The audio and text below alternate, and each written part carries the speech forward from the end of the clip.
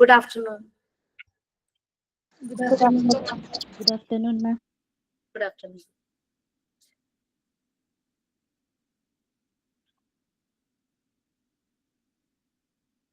Okay, we can start.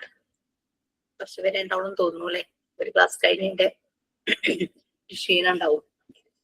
Okay fine, please.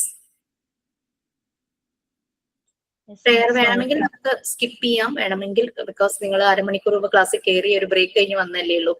So please decide, തീരുമാനിക്കാം കേട്ടോ.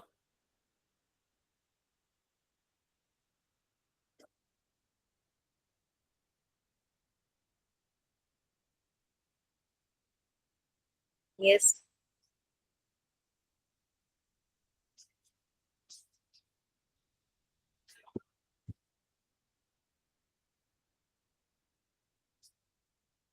Yes, anyone? Rani signing പറഞ്ഞു. Prayer വേണ്ട. Signing പറയാം. Good afternoon, ma'am. Good afternoon, everyone. I warmly welcome to our respected Disha ma'am and all my friends who have come here today to our Montessori class. Previous class, ma'am teachers and psychology, child and behavior, educational psychology and its factors. And today, Miss will teach us the rest of it. I hope everyone have a wonderful time learning. Thank you, Miss. Thank you all.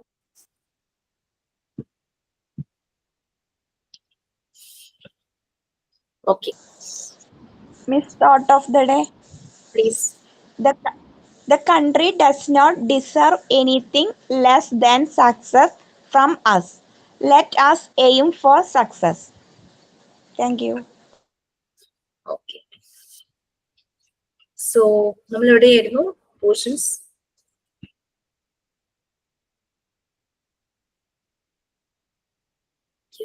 എവിടെയായിരുന്നു? Educational psychology. കഴിഞ്ഞിരുന്നോ? അത് കഴിഞ്ഞു. Education psychology complete ചെയ്തോ? ഇല്ല, തുടങ്ങിയിട്ടേ ഉള്ളൂ. അത് ആണോ? മാത്രമേ പറഞ്ഞുള്ളൂ. ഓക്കെ, എന്ന് ഷെയർ ചെയ്തിട്ടോ.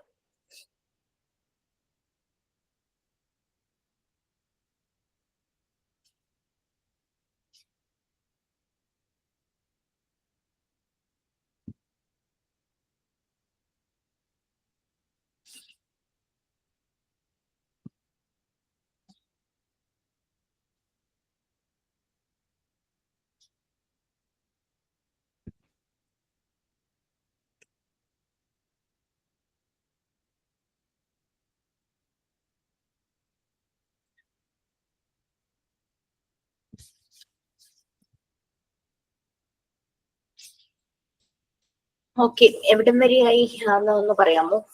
സ്റ്റാർട്ട് ചെയ്തതേ ഉള്ളൂ. പാരലി 2-3 ബാച്ചിന് ഇത് തന്നെയാണ് അത് ചോദിച്ചത്. സ്റ്റാർട്ട് ചെയ്ത്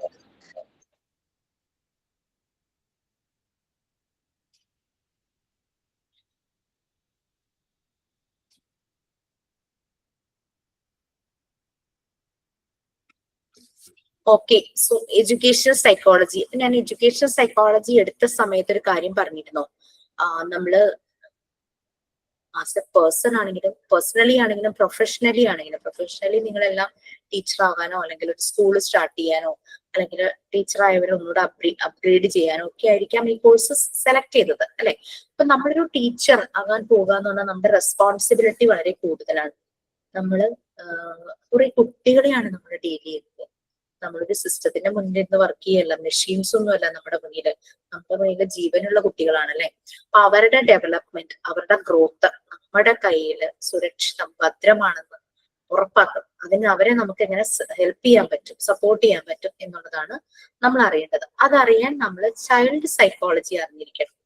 അത് കൂടാതെ തന്നെ ഡെവലപ്മെന്റൽ സൈക്കോളജി. ചൈൽഡ് സൈക്കോളജി എന്ന് പറയുമ്പോൾ കുട്ടികൾ ഓരോ ഏജിലും, ആ ഒരു ചൈൽഡ്ഹുഡ്, പിന്നെ പ്രീ സ്കൂൾ, ആ ഒരു ഏജ് വരുമ്പോ അഡൾട്ട്ഹുഡ്, അഡൾട്ട്ഹുഡ് അങ്ങനെയൊക്കെ അവർക്ക് ചേഞ്ചസ് വരുന്ന സമയത്ത് അവർക്ക് എന്തൊക്കെ അവരുടെ ഇമോഷൻസ്, ഫീലിങ്സ്, അവരുടെ ബിഹേവിയർ, അതിലുള്ള കാര്യങ്ങളെല്ലാം മനസ്സിലാക്കാൻ നമ്മൾ ചൈൽഡ് സൈക്കോളജി അറിഞ്ഞിരിക്കണം. അറ്റ് ദ സെയിം ടൈം നമ്മൾ ഡെവലപ്മെന്റൽ സൈക്കോളജിയും അറിഞ്ഞിരിക്കണം. ഡെവലപ്മെന്റൽ സൈക്കോളജി എന്ന് പറഞ്ഞാൽ ഫ്രം വൂം ടു ആണ്. അമ്മയുടെ ഗർഭപാത്രത്തിൽ നിന്ന് ശവകുടീരം വരെയുള്ള ആ ജേർണി, ഒരു മനുഷ്യന്റെ ലൈഫ് സ്പാൻ അല്ലെ, അതാണ് ഡെവലപ്മെന്റൽ സൈക്കോളജി ഡീൽ ചെയ്യുന്നത്. അപ്പൊ ഇതെല്ലാം നമ്മൾ അറിയണം. പിന്നെ സൈക്കോളജിയുടെ ആപ്ലിക്കേഷൻ ഇൻ എഡ്യൂക്കേഷണൽ സെറ്റിംഗ്സ്. ഈ 3 കാര്യങ്ങൾ നമ്മൾ കണക്ട് ചെയ്ത്, റിലേറ്റ് ചെയ്ത്, ലിങ്ക് ചെയ്ത് നമ്മൾ മനസ്സിലാക്കണം. Educational psychology, child psychology, developmental psychology. Okay, ഇതിനെ പറ്റിയൊക്കെ ഞാൻ ബ്രീഫ് ചെയ്തിരുന്നു. ഡെവലപ്മെന്റൽ സൈക്കോളജി, കുട്ടികളുടെ ഡെവലപ്മെന്റിനെ കുറിച്ചുള്ള കാര്യങ്ങൾ, പല സൈക്കോ അനാലിസ്റ്റുകളും കുറെ കോൺട്രിബ്യൂഷൻസ്, അവരുടെ ഒബ്സർവേഷൻ തന്നു. അതൊക്കെ പറഞ്ഞിരുന്നോ? ഓർമ്മയില്ല. ഞാൻ കുറെ ക്ലാസ് അങ്ങനെ അതുമായിട്ട് റിലേറ്റഡ് ആയിട്ട് എടുത്ത് പോയതുകൊണ്ട് എനിക്ക് നിങ്ങൾക്കത് പറഞ്ഞു തന്നു എന്നൊരു ഓർമ്മയില്ല.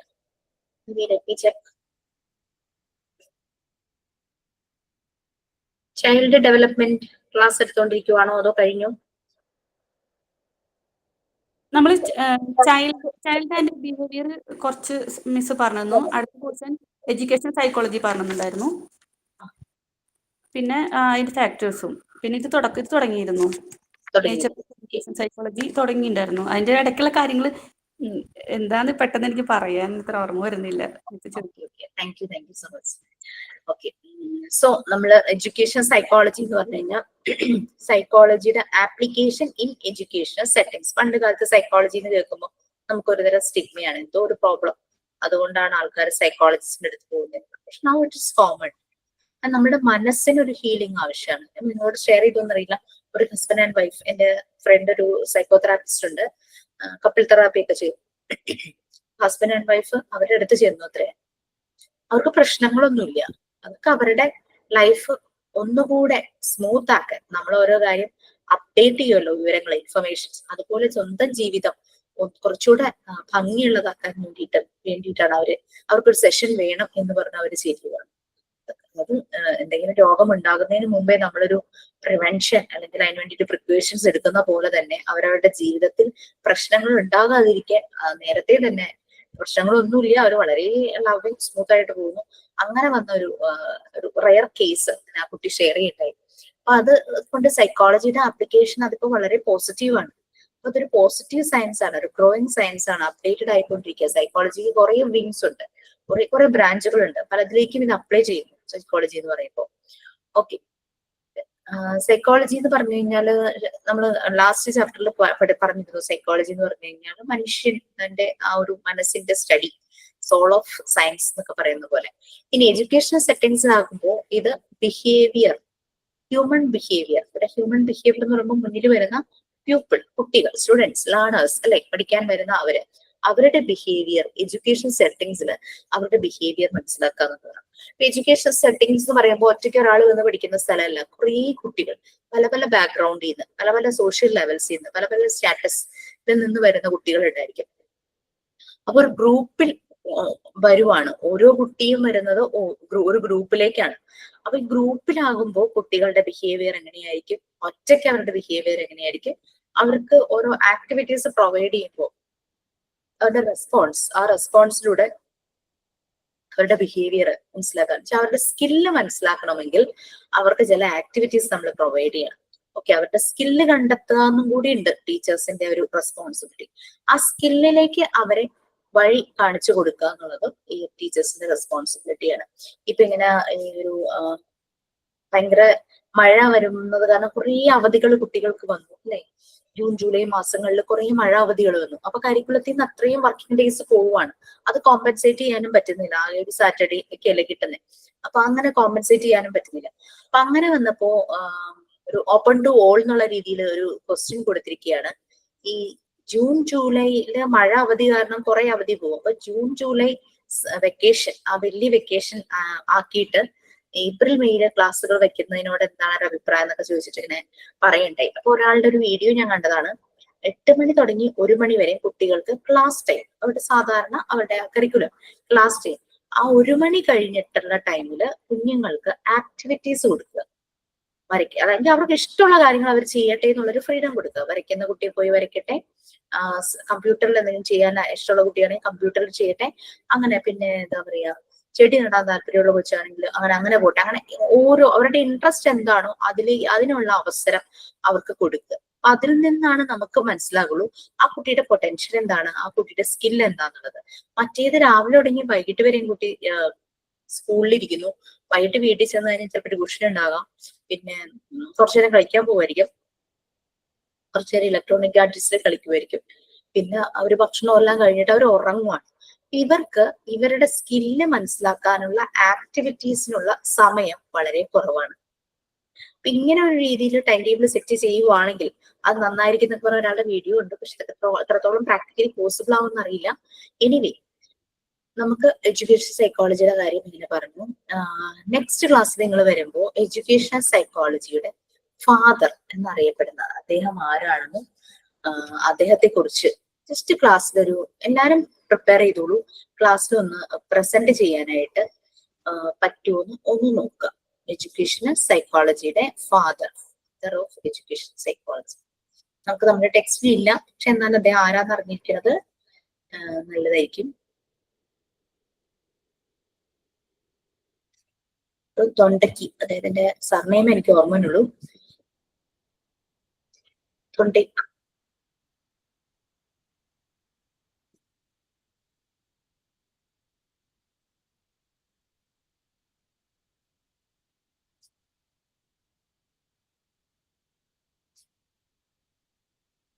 എഡ്വേർഡ് എൽ തോണ്ടേക്ക്, അദ്ദേഹമാണ് എഡ്യൂക്കേഷൻ സൈക്കോളജിയുടെ ഫാദർ എന്ന രീതിയിൽ അറിയപ്പെടുന്നത്. 20th സെഞ്ചുറിയിൽ ഉണ്ടായിരുന്നതാണ്. കുറെ റിസർച്ചും കാര്യങ്ങളൊക്കെ നടത്തിയിട്ടുണ്ട്. അപ്പൊ നിങ്ങൾക്ക് അദ്ദേഹത്തിന്റെ കോൺട്രിബ്യൂഷൻസും കാര്യങ്ങളൊക്കെ മനസ്സിലാക്കാൻ പറ്റുന്ന രീതിയിലുള്ള കാര്യങ്ങളൊക്കെ ഡീറ്റെയിൽസ് ഒക്കെ കളക്ട് ചെയ്ത് ഒരു 1 to 2 minutes ഒക്കെ ഒന്ന് പ്രസന്റ് ചെയ്യാം.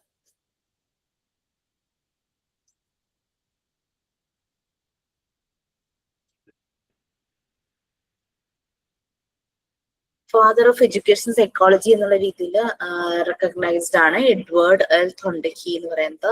20th സെഞ്ചുറിയിലാണ് അദ്ദേഹത്തിന്റെ ലോ ഓഫ് എഫക്ട് എന്ന രീതിയിൽ അദ്ദേഹം കൊടുത്തിരിക്കുന്ന കോൺട്രിബ്യൂഷൻസ് നമുക്ക് ലേണിങ്ങും ബിഹേവിയറും, നമുക്ക് അതാണ് വേണ്ടത്. കുട്ടികളുടെ behaviour when they are learning അതാണ് മനസ്സിലാക്കേണ്ടത്.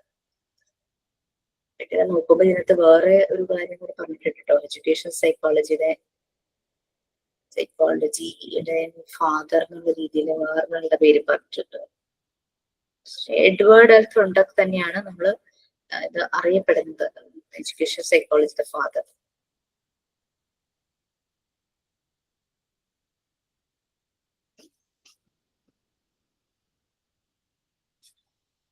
Edward Lee തൊണ്ടക്ക്.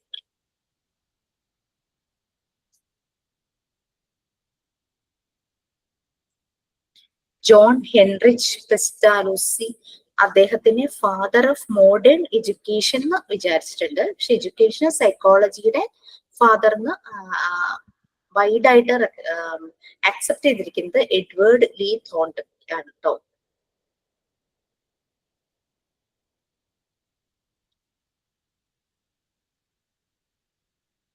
ഓക്കെ, അപ്പൊ അതൊന്ന് കളക്ട് ചെയ്ത് അദ്ദേഹത്തെ കുറിച്ചുള്ള ഡീറ്റെയിൽസും കാര്യങ്ങളൊക്കെ ഒന്ന് കളക്ട് ചെയ്ത് നിങ്ങൾക്ക് പറ്റുന്ന പോലെ 1 minute or 2 minutes, 2 minutesന് മുകളിലേക്ക് പോകണ്ട, ആ രീതിയിലൊന്ന് പ്രസന്റ് ചെയ്യാം. Okay,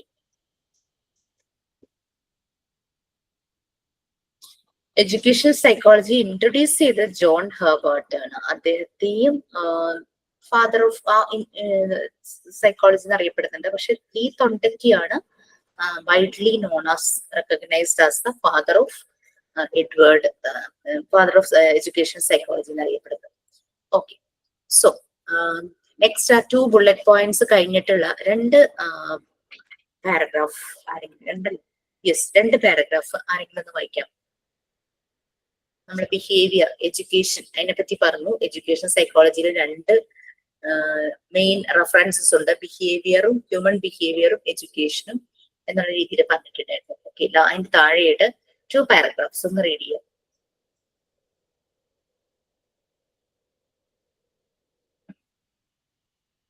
yes please. Thus, educational psychology ഇവിടെ നോട്ടല്ലേ മിസ്സേ? Thus, educational psychology is primarily concerned with the understanding the process of teaching and learning that plays within formal surroundings and developing ways of improving those methods. It covers important topics like learning theory, teaching methods, motivations, cognitive, emotional and moral development, parent-child relationships, etc. Educational psychology helps the teacher to understand the students and improves their ability. The field of educational psychology involves the study of memory, theoretical process, and individual difference in conceptualizing new tragedies for learning process in humans. Educators change the teaching method and environments so that the maximum number of students is served in the general education environment. The educational psychologist studies individual അത് നമുക്ക് next വായിക്കാം. Okay, so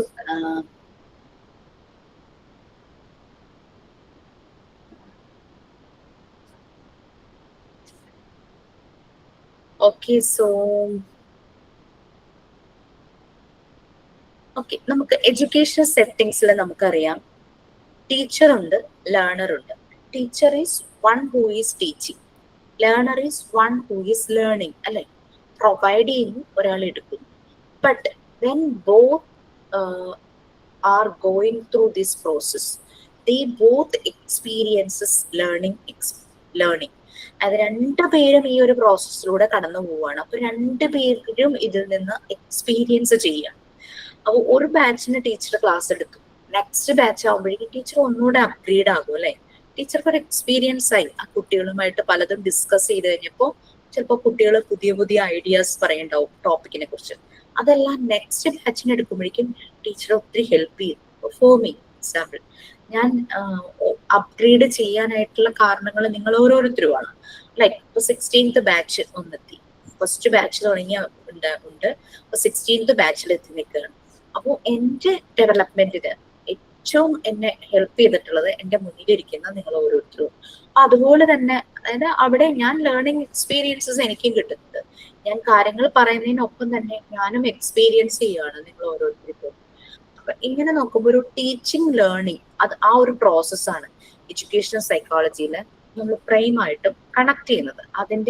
അത് മനസ്സിലാക്കുന്നു, ആ process മനസ്സിലാക്കാനായിട്ട് സാധിക്കും. ഞാൻ ചുമ്മാ വന്നിങ്ങനെ ഇങ്ങനെ വായിച്ചു പോവാ, നിങ്ങളോട് കാര്യമായിട്ടൊന്നും ഡിസ്കസ് ചെയ്യുന്നില്ല, നിങ്ങൾ പറയുന്നത് കേൾക്കുന്നില്ല. അങ്ങനെയല്ലല്ലോ ലേണിംഗ് പ്രോസസ് നടക്കേണ്ടത്. നമ്മൾ പരസ്പരം ചിലപ്പോൾ കൺഫ്യൂഷൻസ് വരാം, ചിലപ്പോൾ കോൺട്രഡിക്റ്റ് ചെയ്ത് പറയാം, ചിലപ്പോൾ എന്റെ ഭാഗത്തുനിന്ന് ഒരു ഫോൾട്ട് ഉണ്ടാകാം, അല്ലെ? അപ്പൊ അത് നിങ്ങൾക്ക് തിരുത്താം, നിങ്ങൾക്ക് ഓരോരുത്തർക്കും തിരുത്താം.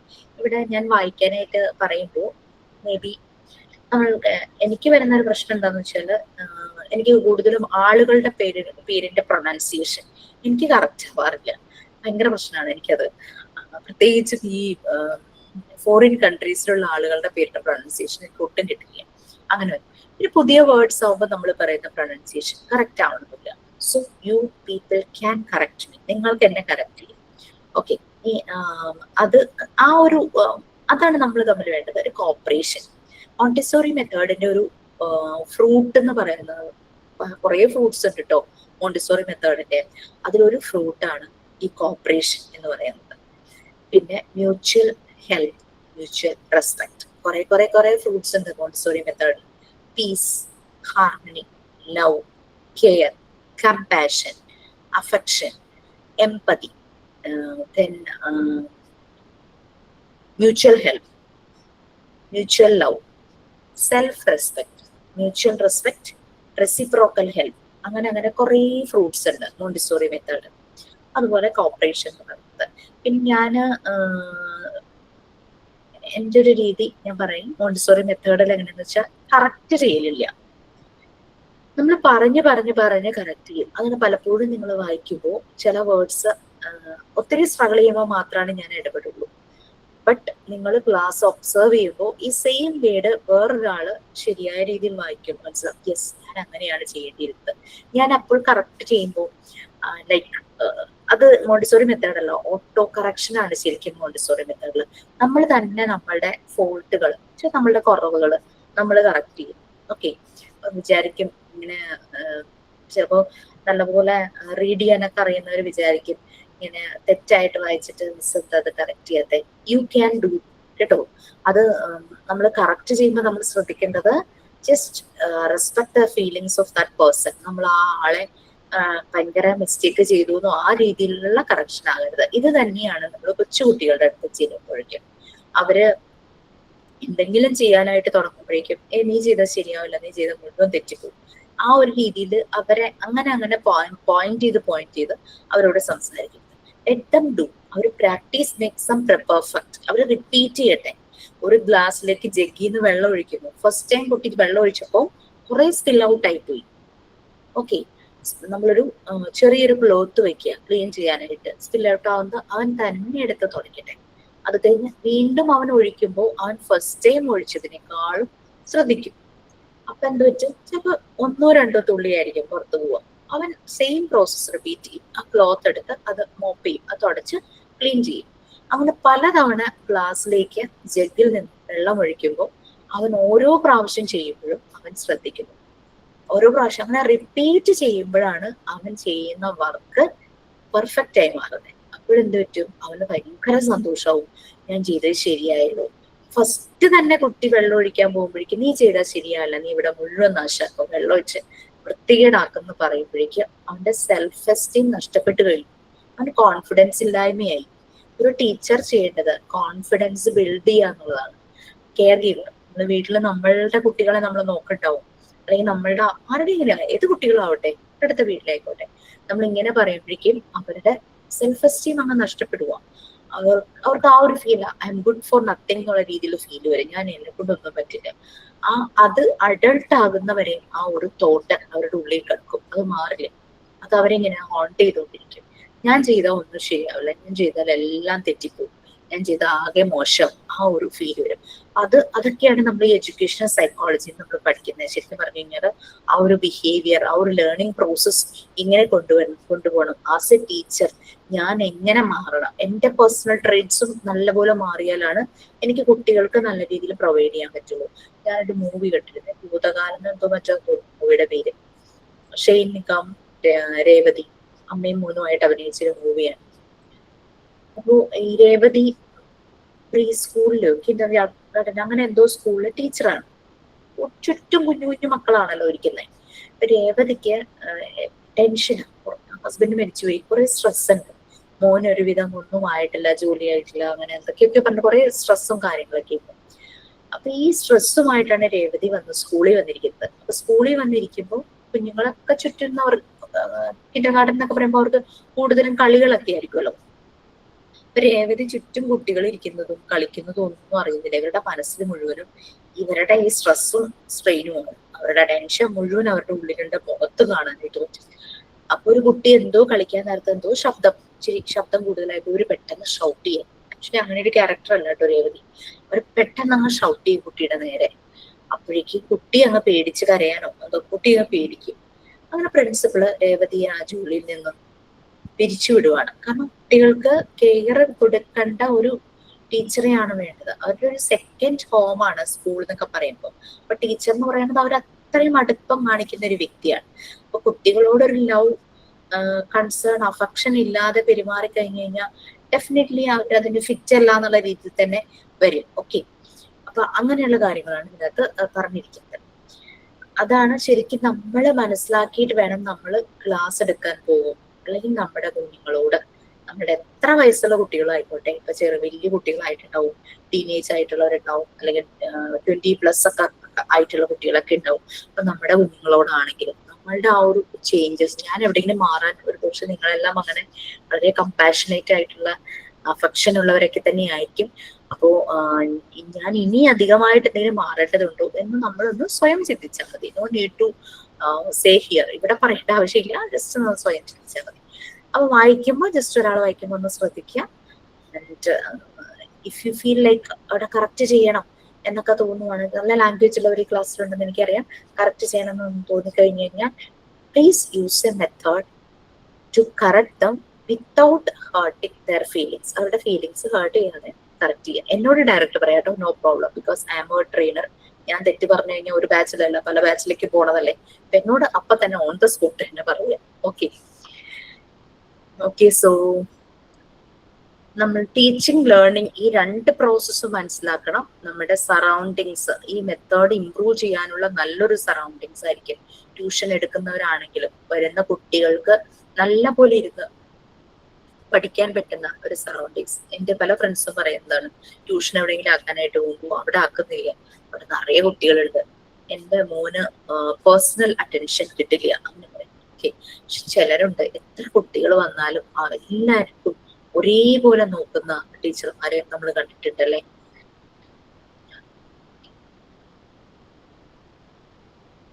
അപ്പൊ നമ്മൾ പലപ്പോഴും പഠിപ്പിക്കുന്ന കാര്യം വരുമ്പോൾ എങ്ങനെ കുട്ടികളെ ഈ ലേണിംഗ് പ്രോസസ്സിലൂടെ കൊണ്ടുപോകണം, അതിന് കുറെ തിയറി ഉണ്ടാവും, അതിന് കുറെ മെത്തേഡ്സ് ഉണ്ടാവും.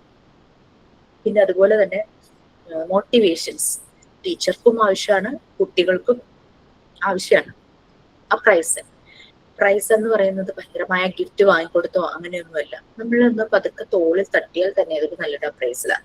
നമ്മളവരോട് ചിരിച്ച് സംസാരിക്കുമ്പോൾ തന്നെ അവരൊരു ആക്ടിവിറ്റി ചെയ്യുമ്പോൾ വെരി ഗുഡ് എന്നൊക്കെ പറഞ്ഞിട്ട് അങ്ങനെ ചിരിച്ച് സംസാരിക്കുന്നതിനാവും അതൊരു അപ്രൈസ് തന്നെയാണ്. അത് അല്ലാണ്ട് ഗിഫ്റ്റ് വാങ്ങി കൊടുക്കലോ ചോക്ലേറ്റ് കൊടുക്കലോ അതിന്റെ ഒന്നും ആവശ്യമില്ല എന്നാണ് എനിക്ക് തോന്നുന്നത്. Okay, cognitive, emotional and moral development ഇതെല്ലാം ഈ എഡ്യൂക്കേഷണൽ സൈക്കോളജിയിൽ വരുവാണ്. പിന്നെ അതുപോലെ തന്നെ പാരന്റും കുട്ടിയും തമ്മിലുള്ള റിലേഷൻഷിപ്പ്. നമ്മൾ മാക്സിമം നമ്മളുടെ എഫേർട്ട് സ്കൂളിൽ എടുക്കുന്നു, പക്ഷെ കുഞ്ഞ് പിന്നെ തിരിച്ച് വൈകിട്ട് ചെല്ലുന്ന വീട്ടിലേക്കാണ്.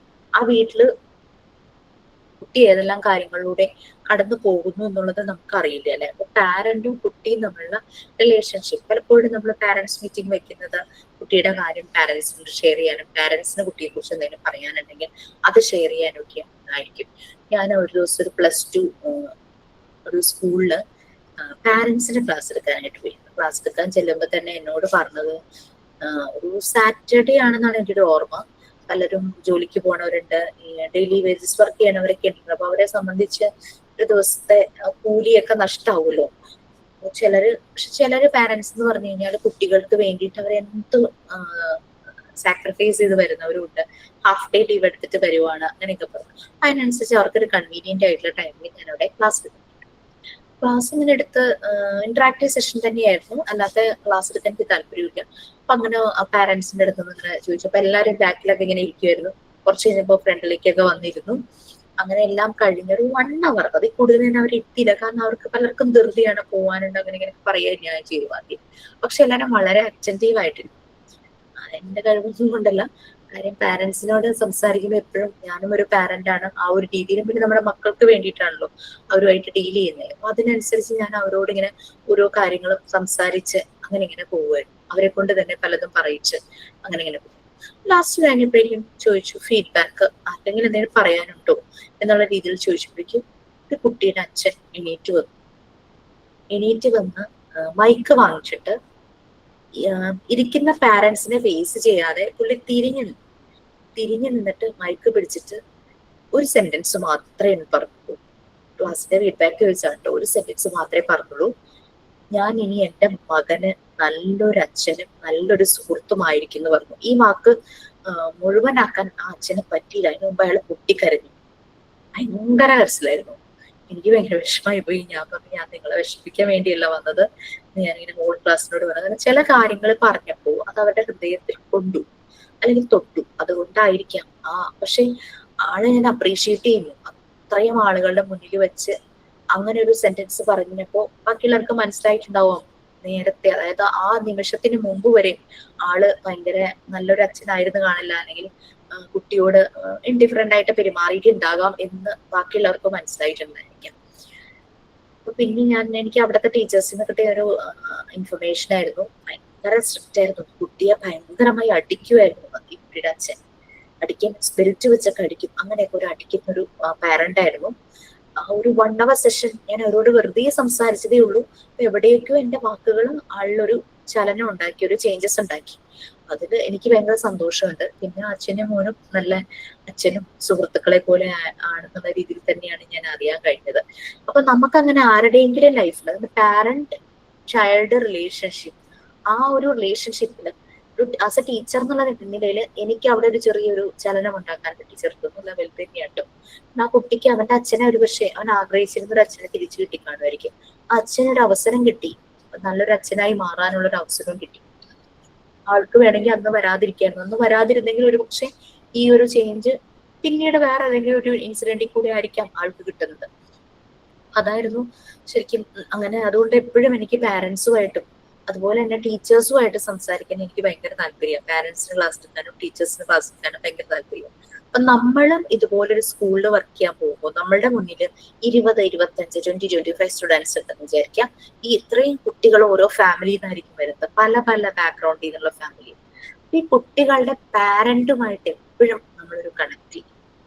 തൊട്ടപ്പുറത്തെ വീട്ടിൽ അവർ പറയുന്നുണ്ടായിരുന്നു, ക്ലാസ് ടീച്ചർ എല്ലാ ആഴ്ചയിലും ഒരു ദിവസം വിളിക്കും, ഒന്നില്ലെങ്കിൽ വീക്കെൻഡിൽ വിളിച്ച് വിവരങ്ങളൊക്കെ അന്വേഷിക്കും. കുട്ടി പഠിക്കുന്ന കാര്യവും വീട്ടിലെ വിശേഷങ്ങളും എന്തെങ്കിലും ബുദ്ധിമുട്ടല്ലെങ്കിൽ കുട്ടി ആബ്സെന്റ് ആയാലും വിളിക്കും. മോന്റെ സ്കൂളിലുള്ള ടീച്ചേഴ്സ് അങ്ങനെ തന്നെയാണ്. ആബ്സെന്റ് ആയി കഴിയുമ്പോഴേക്കും അവർ അറ്റ്ലീസ്റ്റ് ഒരു മെസ്സേജ് എങ്കിലും ഇടും. എന്തുകൊണ്ടാണ് നമ്മൾ ആബ്സെന്റ് ആകുമ്പോൾ തന്നെ നമ്മള് മോർണിംഗ് ക്ലാസ് ടീച്ചർക്ക് മെസ്സേജ് കൊടുക്കും, ഇങ്ങനെ എന്താ സുഖമില്ലാതാണെങ്കിൽ അങ്ങനത്തെ കാര്യങ്ങളൊക്കെ പറയും. അപ്പൊ ഈവനിങ് അല്ലെങ്കിൽ ഉച്ചയാകുമ്പോഴേക്കും ഇപ്പൊ എങ്ങനെയുണ്ട് അങ്ങനെയൊക്കെ ചോദിച്ച് മെസ്സേജ് ഒക്കെ അയക്കും. ടേക്ക് കെയർ എന്നൊക്കെ പറഞ്ഞിട്ടുള്ള മെസ്സേജ്. ആ ഒരു ടീച്ചറുടെ റെസ്പോൺസിബിലിറ്റി അതാണ്. പാരന്റ് നമ്മൾ വിചാരിക്കും ഞാൻ എന്റെ ജോലി ചെയ്തിട്ട് രാവിലെ വന്ന് എന്റെ ജോലി ചെയ്ത് വൈകുന്നേരം ആകുമ്പോൾ തിരിച്ചു പോയാൽ പോരെ, പിന്നെ ഞാൻ ഇതിന്റെ അന്വേഷണം വിചാരിക്കും. പക്ഷെ അതല്ല, parent teacher relation, parent child relationship അത് നമ്മൾ മോണിറ്റർ ചെയ്യേണ്ടത്. അങ്ങനെ എന്തെങ്കിലും ഒരു സപ്പോർട്ട് ഒരു പാരന്റിന് കൊടുക്കേണ്ടതായിട്ടുണ്ട്. ഞാൻ എല്ലാ ബാച്ചിനെ കൊണ്ടും ഒരു സർവേ എഴുതിക്കാറുണ്ട്. നിങ്ങൾക്ക് തന്നിട്ടുണ്ടോ സർവേയുടെ ടോപ്പിക്? യെസ്, അത് അവിടെ ഉള്ളൂ. ചൈൽഡ് ഡെവലപ്മെന്റ് ഒക്കെ കഴിയുമ്പോഴേക്കും ആ പോർഷൻ, ഈ പാർട്ട് 2 കഴിയുമ്പോഴാണ് ആ സർവേ ഞാൻ സാധാരണ തരുന്നത്. സർവേയുടെ ടോപ്പിക് ഇതാണ്, ചൈൽഡ് കെയർ സയന്റിഫിക് ആണോ എന്നാണ്. അതായത് നമ്മൾ കുട്ടികളെ നോക്കുന്ന രീതി അത് സയന്റിഫിക് ആണോ, ശരിയായ രീതിയിലാണോ കുട്ടികളെ നോക്കുന്നത്. ഈ സർവേ ചെയ്യുന്നത് പാരന്റ്സിന്റെ അടുത്ത് നമ്മൾ പോയിട്ട് ഡീറ്റെയിൽസ് കളക്ട് ചെയ്യാണ്. അപ്പൊ നിങ്ങൾക്കൊരു ക്വസ്റ്റ്യനെയർ പ്രൊവൈഡ് ചെയ്യും. ഏകദേശം ഒരു 35 സ്റ്റുഡൻസ് ഉണ്ടായിരിക്കും, 35 ക്വസ്റ്റ്യൻസ് ഉണ്ടായിരിക്കും. അപ്പോ അതിൽ 4 ഓപ്ഷൻസ് ആണ്. അതായത് യെസ്, നോ, ഓപ്പൺ ഫോറം പോലെ തന്നെയാണ്, ഓപ്പൺ ക്വസ്റ്റ്യൻ പോലെ തന്നെയാണ്. യെസ് ഓർ നോ ഉണ്ടാവും. ചിലതില് നോ വെച്ചാൽ നമുക്ക് നോട്ട് ഡിറ്റർമിൻഡ്, അതായത് നമുക്ക് അറിയില്ല, ലൈക്ക് നോട്ട് ഷുവർ, അങ്ങനത്തെ ഒക്കെ ഒരു ഓപ്ഷൻ ഉണ്ട്. അതായത് ഇപ്പൊ സ്കൂളില് ട്രെയിൻഡ് ടീച്ചർ ആണോ നമുക്ക് വ്യക്തമായി അറിയണം എന്നില്ല അല്ലെ, നമുക്ക് നോട്ട് ഷുവർ അത് കൊടുക്കുക. അതുകൊണ്ടാണ് 4 ഓപ്ഷൻസ് ആയിട്ട് വെച്ചിരിക്കുന്നത്. സംടൈംസ്, ചില സമയത്ത് എന്നുള്ള രീതിയിൽ അങ്ങനത്തെ answer. Sometimes, not sure, yes or no, ഇങ്ങനെ 4 ഓപ്ഷൻസ് ആണ് വെച്ചിരിക്കുന്നത്. അപ്പൊ നിങ്ങൾക്ക് തന്നിരിക്കുന്ന ഈ ക്വസ്റ്റ്യനിയർ ഈ പാരന്റ്സിന്റെ അടുത്ത് കൊടുത്തിട്ട്, സാധാരണ ഞാൻ പറയാറ് പ്രീ സ്കൂൾ കുട്ടികളുള്ള വീട്ടിലെ പാരന്റ്സ് എന്നാണ്. അങ്ങനെ നിങ്ങൾ നോക്കട്ടെ. അഡൽട്സ് ആണെങ്കിലും അഡോളസൻസ് ആണെങ്കിലും ആയാലും കുഴപ്പമൊന്നുമില്ല. +1 +2 പഠിക്കുന്നവരാണെങ്കിലും പ്രോബ്ലം ഒന്നുമില്ല. അതുവരെയുള്ള കുട്ടികളുണ്ടെങ്കിലും പ്രശ്നമില്ല. പക്ഷെ സർവേ ചെയ്യുമ്പോൾ മിനിമം 5 പാരന്റ്സിന്റെ കളക്ട് ചെയ്യാനാണ് പറഞ്ഞിരിക്കുന്നത്. എത്രയായാലും കുഴപ്പമില്ല, പക്ഷെ 5 എങ്കിലും വേണം, എന്നാലാണ് നമുക്ക് അനാലിസിസ് കറക്റ്റ് കിട്ടുള്ളൂ. അപ്പോ ഡിഫറെന്റ് സോഷ്യൽ ലെവൽസിൽ ജീവിക്കുന്ന പാരന്റ്സ് ആണെങ്കിൽ അത്രയും നല്ലത്. അല്ലാതെ ഒരേപോലെ മിഡിൽ ക്ലാസ് ഫാമിലി മാത്രം നോക്കുക, അങ്ങനെയല്ല. മിഡിൽ ക്ലാസ് ഫാമിലി നോക്കണം, അതിന്റെ താഴെയുള്ള ഫാമിലി നോക്കണം, അമ്മ ജോലിക്ക് പോകുന്നത് നോക്കണം, അമ്മ ജോലിക്ക് പോവാത്തത് നോക്കണം, അച്ഛനും അമ്മയും നഷ്ടപ്പെട്ട കുട്ടികളുണ്ടെങ്കിൽ അത് നോക്കണം. ചിലപ്പോൾ കെയർ ഗിവേഴ്സ് വേറെ ആയിരിക്കും, ഗ്രാൻഡ് പാരന്റ്സ്, അമ്മ ദൂരെ ജോലി ചെയ്യുന്നു, വല്ലപ്പോഴും വീട്ടിൽ വരുന്നു, അല്ലെങ്കിൽ അച്ഛൻ ദൂരെ ജോലി ചെയ്യുന്നു. അങ്ങനെ പല പല സോഷ്യൽ ലെവൽസിൽ നിന്നുള്ള പാരന്റ്സിന്റെ ഡേറ്റയാണ് നമ്മൾ കളക്ട് ചെയ്യേണ്ടത് അബൌട്ട് ദർ കിഡ്സ്. അവരെങ്ങനെയാണ് കുട്ടികൾ. കുറെ ക്വസ്റ്റ്യൻസ് ആണ്, 35 ക്വസ്റ്റ്യൻസ്. ലൈക്ക് കുട്ടികൾക്ക് സ്വന്തമായി ഇലക്ട്രോണിക് ഗാഡ്ജറ്റ്സ് ഉണ്ടോ, കുട്ടികളുടെ ഒപ്പം ഇരുന്ന് TV കാണാറുണ്ടോ, കുട്ടികൾക്ക് ഹോംവർക്ക് ഉണ്ടാക്കി കൊടുക്കാറുണ്ടോ സ്കൂളിൽ നിന്ന്, ആ ഹോംവർക്ക് ചെയ്യുമ്പോൾ അവരെ സപ്പോർട്ട് ചെയ്യാറുണ്ടോ, പിന്നെ കുട്ടിയെ മറ്റു കുട്ടികളുമായിട്ട് കമ്പയർ ചെയ്യാറുണ്ടോ, കുട്ടിയെ അങ്ങനെ ആ കമ്പാരിസൺ കുട്ടിയുടെ മുന്നിൽ വെച്ച് ചെയ്യാറുണ്ടോ. കമ്പാരിസൺ നമുക്ക് കുട്ടി കേൾക്കാതെയും ചെയ്യാം, കുട്ടിയുടെ മുന്നിൽ വെച്ചും ചെയ്യാറോ അല്ലെ. പിന്നെ കുട്ടിയുടെ ഇൻട്രസ്റ്റിന് നിങ്ങൾ എപ്പോഴെങ്കിലും വാല്യൂ കൊടുക്കാറുണ്ടോ, എന്തെങ്കിലും കാര്യങ്ങൾ വാങ്ങിക്കുമ്പോഴാണെങ്കിലും ഡ്രസ്സ് ആണെങ്കിലും അങ്ങനെ എങ്ങനെയൊക്കെയാണെങ്കിലും കുട്ടിയുടെ താല്പര്യം കൺസിഡർ ചെയ്യാറുണ്ടോ. പിന്നെ ഫ്യൂച്ചറിൽ കുട്ടീനെ ഭാവിയിൽ എന്ത് കോഴ്സിന് പോകണം, അല്ലെങ്കിൽ ഏത് ജോബ് തിരഞ്ഞെടുക്കുന്ന രീതിയിൽ കോഴ്സ് ചെയ്യണം, അങ്ങനെയൊക്കെ വരുമ്പോൾ കുട്ടിയുടെ താല്പര്യം നിങ്ങൾ ശ്രദ്ധിക്കുമോ, അങ്ങനെയൊക്കെയുള്ള കുറെ ക്വസ്റ്റ്യൻസ് ആണ് കൊടുത്തിരിക്കുന്നത്. അപ്പൊ ഈ ക്വസ്റ്റ്യൻ നിങ്ങൾക്ക് നോക്കിയിട്ട് ഞാനത് നെക്സ്റ്റ് ക്ലാസ്സിൽ അത് പ്രൊവൈഡ് ചെയ്യാം. ഈ ക്വസ്റ്റ്യൻ നോക്കിയിട്ട് നിങ്ങൾക്ക് തോന്നുവാണ് ഞാൻ തന്നിരിക്കുന്ന ക്വസ്റ്റ്യന് അത്ര റെലവന്റ് ആയിട്ടൊന്നും ഇല്ല എന്ന് തോന്നുവാണെങ്കിൽ ആ ക്വസ്റ്റ്യൻസ് ഒക്കെ നിങ്ങൾക്ക് ഒമിറ്റ് ചെയ്യാം. അതെല്ലാം ഡിലീറ്റ് ചെയ്തിട്ട് നിങ്ങൾക്ക് എന്തെങ്കിലും എക്സ്ട്രാ ആഡ് ചെയ്യാം. അതിനൊക്കെയുള്ള ഫുൾ ഫ്രീഡം ഉണ്ട് കേട്ടോ. തന്ന ക്വസ്റ്റ്യൻ മാത്രം വെച്ചിട്ട് സർവേ ചെയ്യാം. അപ്പൊ നമ്മളിങ്ങനെ കളക്ട് ചെയ്യാം. ഈ സർവേ കൊണ്ടുണ്ടായ റിസൾട്ട് എന്ന് പറഞ്ഞു കഴിഞ്ഞാൽ ചെറുതൊന്നുമല്ല. നിങ്ങൾ വിചാരിക്കും സർവേ ചെയ്ത് എനിക്ക് മാർക്ക് വാങ്ങും. അതല്ല, ഞാൻ തരുന്ന ഓരോ അസൈൻമെന്റും, ഞാൻ നല്ല എല്ലാ ടീച്ചേഴ്സും തരുന്ന ഓരോ അസൈൻമെന്റും ഇതുപോലുള്ള വർക്കുകൾ മാർക്കിന് വേണ്ടിയിട്ടല്ല. ഡെഫിനറ്റ്ലി നമ്മുടെ കോഴ്സിന് ഒരു മാർക്ക് ലിസ്റ്റ് ഉള്ളത് കാരണം അതിന് മാർക്ക് ഉണ്ട്. ഓക്കെ, അത് പ്രയോറിറ്റൈസ് ചെയ്യുന്നില്ല ഞാൻ. ഇത് ചേഞ്ചസ് വരുത്താൻ വേണ്ടിയിട്ടാണ് നമ്മളിലും മറ്റുള്ളവരിലും. ഹെൽത്ത് റിലേറ്റഡ് ഒരു അസൈൻമെന്റ് തന്നിട്ടുണ്ടോ എന്ന് എനിക്ക് ഓർമ്മയില്ല. 10 ഇൻഡിവിജ്വൽസിനെ മീറ്റ് ചെയ്ത് ഹെൽത്ത് എന്നതുകൊണ്ട് അവരെന്താ ഉദ്ദേശിക്കുന്നത് തന്നിരുന്നു. അത് നിങ്ങൾ കളക്ട് ചെയ്തോ? കളക്ട് ചെയ്തു. ഇത് ചെയ്തപ്പോ നിങ്ങൾക്ക് എന്താ ഫീൽ ചെയ്തേ?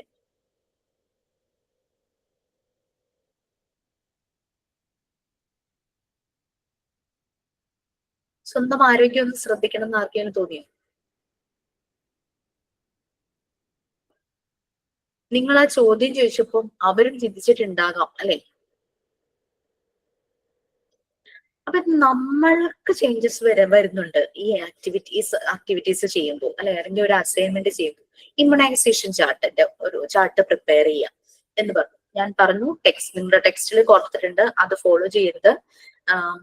ലേറ്റസ്റ്റ് ആയിട്ടുള്ള ഇമ്മ്യൂണൈസേഷൻ ചാർട്ട് പറ്റിയാൽ എന്താ പറയാ മെഡിക്കൽ സെക്ടറുമായിട്ട് വർക്ക് ചെയ്ത് കണക്ട് ചെയ്യുന്ന അവരോട് ചോദിച്ചാൽ കറക്റ്റ് ചിലപ്പോ അപ്ഡേറ്റഡ് ആയിട്ടുള്ള ഇമ്മ്യൂണൈസേഷൻ ചാർട്ട് കിട്ടും. അത് നമ്മൾ നല്ലപോലെ ചാർട്ടാക്കി വെക്കുക.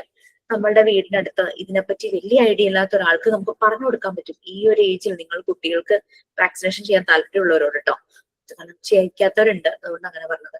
ഇത് കൊടുത്തോ, അവരെ ഓർമ്മപ്പെടുത്താൻ പറ്റും അല്ലെ? ചില മെസ്സേജ് ഒക്കെ വരുന്നുണ്ടാവും അവരെ എങ്ങനെ ചെയ്യണം എന്നുള്ള രീതിയിലൊക്കെ. അപ്പൊ അങ്ങനെ ചെയ്യുന്ന ഓരോ വർക്കും it's for your growth and others. നിങ്ങൾക്കും മറ്റുള്ളവർക്കും വേണ്ടിയിട്ടുള്ളതാണ് പല വർക്കും വരുന്നത്. എല്ലാവരും നമ്മുടെ ചുറ്റുമുള്ളവരും വളരണം. അതിന് വേണ്ടിയിട്ട് ഈ സർവേയുടെ കുറെ റിസൾട്ട് എനിക്ക് മനസ്സിലായത് ഫൈനൽ വൈവ വന്നപ്പോഴാണ്. അതിലൊരു കുട്ടി എന്നോട് ഇരുന്ന് പറഞ്ഞൊരു കാര്യമാണ്, ഈ സർവേ എടുക്കാനായിട്ട് ഇതൊരു അടുത്തുള്ളൊരു വീടാണ്, കൂടുതലായിട്ട് അറിയില്ല, പക്ഷെ എന്നാലും അവിടെ ചെന്നപ്പോ ആ വീട്ടിലെ പെൺകുട്ടി ഒരു ജസ്റ്റ് ടീനേജ് ആയ ഒരു കുട്ടിയാണ്, 12-13 വയസ്സത്രയായി. ആ കുട്ടിയുടെ അമ്മ മാത്രമേ അവിടെ ഉണ്ടായിരുന്നു. സത്യത്തിൽ ആ സ്ത്രീ അങ്ങനെ ഒരാളെ പ്രതീക്ഷിച്ചിരിക്കുന്ന പോലെയായിരുന്നു. കാരണം അവർ അത്രയും സ്ട്രെസ്സിലിരിക്കുക. ഇങ്ങനെ ഒരു കാര്യം ചോദിച്ചുകൊണ്ട് നമ്മുടെ ഈ ട്രെയിനി അവിടെ ചെന്നപ്പോഴേക്കും അവരങ്ങ് ഓപ്പണപ്പായി ഭയങ്കരമായിട്ട്. അവര് വല്ലാത്തൊരു വിഷമ ഘട്ടത്തിലൂടെ കടന്നു പോവുമായിരുന്നു. She was really struggling. എന്തെന്നാന്ന് വെച്ചാൽ ഈ പെൺകുട്ടിയെ ആ വീട്ടിലുള്ള ഒരു വ്യക്തി സെക്ഷലി അബ്യൂസ് ചെയ്യുന്നുണ്ട്. പെൺകുട്ടിയുടെ അമ്മയ്ക്ക് അതറിയാം, പക്ഷെ അമ്മയ്ക്ക് അയാൾക്കെതിരെ ചോദിക്കാനുള്ള ധൈര്യമേ ഇല്ല, ആരോടും പറയാനുള്ള ധൈര്യമില്ല. പക്ഷെ എന്ത് പറ്റിയെന്ന് വെച്ചാൽ വളരെ നിഷ്കളങ്കയായ ഒരു പെൺകുട്ടിക്ക് ഇങ്ങനെയൊരു ഇൻസിഡന്റ് സംഭവിച്ചപ്പോൾ ഈ കുട്ടിയുടെ ഇമോഷൻസും ഫീലിങ്സും വല്ലാതെ ട്രിഗറായി ഡീവിയേറ്റ് ചെയ്യപ്പെട്ടു. അപ്പൊ എന്തുണ്ടായെന്ന് വെച്ചാൽ കുട്ടി കൂടെ പഠിക്കുന്ന ബോയ്സുമായിട്ട് വളരെ അടുത്തിടപഴകാൻ തുടങ്ങി. ഒരു ഹെൽത്തി അല്ലാത്ത രീതിയിലുള്ള റിലേഷൻഷിപ്പ് രീതിയിലേക്കൊക്കെ പോകാൻ തുടങ്ങി. ബോയ്സ് ഇത് മുതലെടുത്തു. അവരെന്ത് ചെയ്തു, കുട്ടിക്ക് ആവശ്യമില്ലാത്ത വീഡിയോസ് പിന്നെ ബുക്കുകൾ ഷെയർ ചെയ്യാൻ തുടങ്ങി. നമുക്കറിയാം ഇപ്പൊ കുട്ടികളുടെ വിരൽത്തുമ്പിലാണ് എല്ലാം കിട്ടും. ഇത് ഷെയർ ചെയ്യാനായിട്ട് തുടങ്ങി. അങ്ങനെ ഇവളെ ആകെപ്പാടെ ഈ കുഞ്ഞിക്കുട്ടി അങ്ങ് മാറുക, ഈ മോൾ അങ്ങോട്ട് മാറി വല്ലാതെ. ഇത് അറിയുന്ന അമ്മയ്ക്ക് ഇതെങ്ങനെ ഇവളെ ഇതിൽ നിന്നും മാറ്റിയെടുക്കണം എന്ന് അറിയില്ല. അവർ ഈ കുട്ടിയെ അടിക്കുക അല്ലാണ്ട് വേറൊന്നും ചെയ്യണില്ല. ഇങ്ങനെ ഈ ബുക്കുമായിട്ട് വരുമ്പോഴും വീഡിയോ കാണുമ്പോഴും ഒരു കുട്ടിയെ വല്ലാതെ അടിച്ചോണ്ടിരുന്നു. പക്ഷെ അവൾക്കൊരു കൂസലില്ലാതായി. ഇങ്ങനെ എന്ത് ചെയ്യും എന്നിവര് വിഷമിച്ചിരിക്കുമ്പോഴാണ് നമ്മുടെ ട്രെയിനി ഈ സർവേക്കായിട്ട് ആ വീട്ടിലേക്ക് വരുന്നത്. ഇവരിതെല്ലാം ഈ കുട്ടിയോട് പറഞ്ഞു. കുട്ടി പറഞ്ഞു, നിങ്ങൾ വിഷമിക്കേണ്ട, എനിക്ക് പരിചയമുള്ള ഒരു കൗൺസിലർ ഉണ്ടെന്ന് പറഞ്ഞിട്ട് അവരെ ആ കൗൺസിലറുമായിട്ട് കണക്ട് ചെയ്തു. അങ്ങനെ കുട്ടി അമ്മയും ഒരുമിച്ച് ഈ കൗൺസിലർ അടുത്ത് പോയി. കൗൺസിലർ അമ്മയ്ക്കും സെഷൻസ് കൊടുത്തു, കുട്ടിക്കും സെഷൻസ് കൊടുത്തു. അമ്മയ്ക്ക് നല്ല ധൈര്യമായി കുട്ടിയെ ഉപദ്രവിക്കുന്ന ആളെ അമ്മ നല്ലപോലെ താക്കീത് ചെയ്തു. അയാൾക്ക് പിന്നെ ഒന്നും ചെയ്യാൻ പറ്റാത്ത രീതിയിൽ തന്നെ കുട്ടി പതുക്കെ ഒരു സെഷനിലൊന്നും നടക്കില്ല, 3-4 സെഷൻസ് വരും. ആ കുട്ടി ഇപ്പോ ശരിയായി വന്നു. അങ്ങനെ ഇപ്പോ പഠിക്കാനും തുടങ്ങി. അമ്മയും മോളും ഭയങ്കര ക്ലോസ് ആയി. മോൾക്കപ്പോ അമ്മയുടെ നല്ലൊരു കെയറും സപ്പോർട്ടും കിട്ടുന്ന രീതിയിലുള്ള സെഷൻസ് അമ്മയ്ക്കും കൊടുത്തു കഴിഞ്ഞപ്പോഴേക്കും രണ്ടുപേരും, അവിടെ രണ്ടുപേർക്കും സെഷന്റെ ആവശ്യമുണ്ടായിരുന്നു, രണ്ടുപേരും ഓക്കെ. അപ്പൊ ഈ ഒരു ഇതിൽ നിന്നും വന്ന ഒരു കാര്യം, അത് കൂടാതെ നമ്മുടെ ഒരു ഒരു സ്ഥലത്ത് ട്രെയിനിങ്ങിന് പോയപ്പോൾ ഞാൻ പറഞ്ഞിരുന്നു തോന്നുന്നു, ഒരു മോൻ ചേട്ടന്റെ ഡ്രസ് ഇട്ട് വരുന്ന കാര്യമൊക്കെ ഞാൻ പറഞ്ഞിരുന്നു. ഷാബി ആയിട്ട് വരും, പാരന്റ്സ് ശരിയായ രീതിയിൽ ഭക്ഷണവും വെള്ളവും ഒന്നും വെള്ളം കൊടുത്തു വിടില്ല, വാട്ടർ ബോട്ടിൽ കൊടുത്തു വിടില്ല. എന്നിട്ട് സ്കൂളിൽ നിന്ന് വാട്ടർ ബോട്ടിൽ കൊടുക്കണം എന്ന് പറഞ്ഞപ്പോഴേക്കും പാരന്റ്സ് അതൊന്നും ശ്രദ്ധിക്കുന്നില്ല. ഫിനാൻഷ്യലി കുഴപ്പമില്ലാത്ത പാരന്റ്സ്, പറഞ്ഞോന്ന് എനിക്കറിയില്ല. പാരന്റ്സ് രണ്ടുപേരും എന്തോ ജോലിക്ക് പോകുന്നവരാണ്. ചേട്ടനും അനിയനും ഒരേ സ്കൂളിലാണ് പഠിക്കുന്നത്. ചേട്ടൻ 1ാം ക്ലാസ്സിലും അനിയൻ LKG-ലോ 1-ലോ 2-ലോ അനിയൻ LKG-ലോ അങ്ങനെ എന്തോ ആണ്. അപ്പൊ ചേട്ടന്റെ ട്രൗസറാണ് ഇവനെ ഇടിപ്പിച്ചു വിടുന്നത്. അതാണെങ്കിൽ ഇവന് ലൂസാ, ഇവൻ ഓടുമ്പോഴേക്കും അതങ്ങ് ഊരിപ്പോവും. മറ്റു കുട്ടികളൊക്കെ കൂടി ഇവനെ കളിയാക്കി വെച്ചിരിക്കും. അങ്ങനെ പിന്നെ വെള്ളം കൊടുത്തു വിടില്ല. അങ്ങനെ വന്നപ്പോഴേക്കും മര്യാദയ്ക്ക് ഭക്ഷണവും കൊടുത്തു വിടില്ല. പല തവണ പാരന്റ്സിനെ വിളിച്ച് പറഞ്ഞു, അവരത് ശ്രദ്ധിക്കുന്നില്ല. അപ്പൊ എന്നോട് ചോദിച്ചു, മിസ് ഞാൻ എന്താ ചെയ്യേണ്ടതെന്ന് ചോദിച്ചു. കുട്ടിയോട് ടീച്ചിങ് പ്രാക്ടീസിന് പോയിരിക്കാം, പക്ഷെ ഈ കൊച്ചിന്റെ ക്ലാസ് ഡീൽ ചെയ്യണം, ഞങ്ങൾ എന്താ ചെയ്യേണ്ടത്, ഞങ്ങൾ ടീച്ചേഴ്സ് പല പ്രാവശ്യം പറഞ്ഞിട്ടൊന്നും അവർ കേൾക്കുന്നില്ല.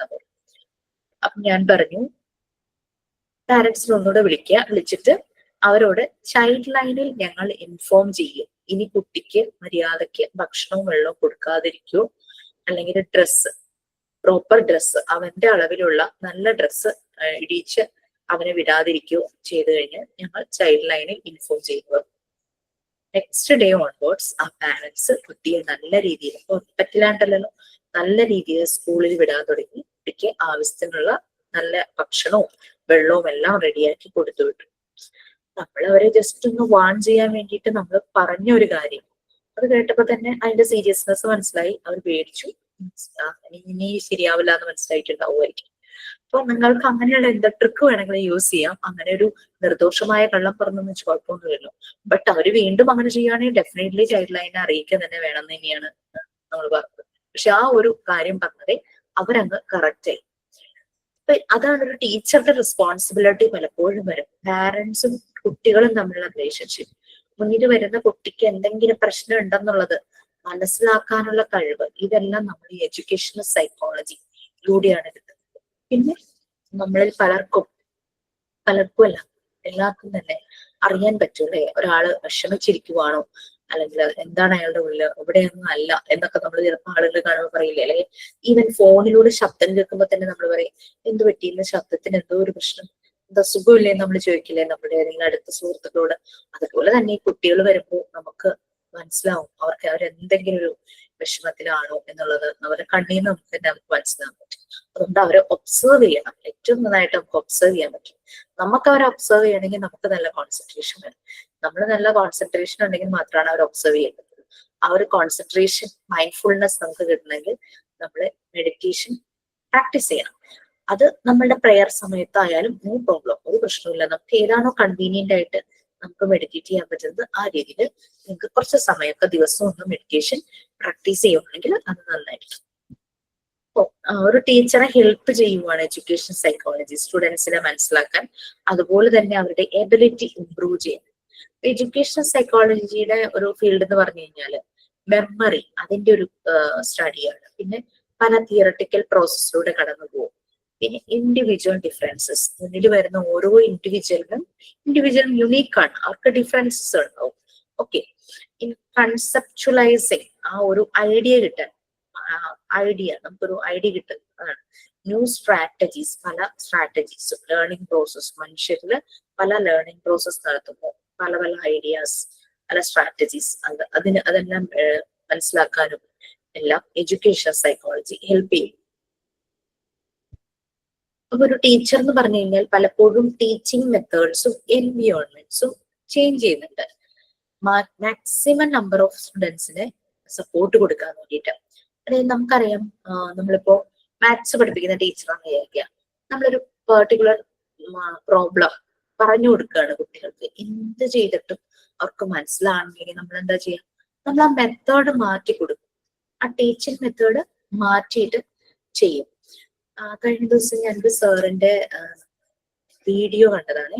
നമ്മൾ സാധാരണ കാർട്ടൺസ് ഒക്കെ വരുന്ന ഒരു കാർഡ്ബോർഡ് പീസുകളില്ലേ, കാർട്ടൺ, നമ്മൾ സാധാരണ കാർട്ടൺസ് ഒന്നുമില്ല അറിയാലോ, ആ ഒരു കാർഡ്ബോർഡ് പീസ് കട്ട് ചെയ്യാം. ഞാൻ അത് പറയാൻ കാരണം, അത് കട്ട് ചെയ്യാൻ നമുക്ക് എളുപ്പമാണ്.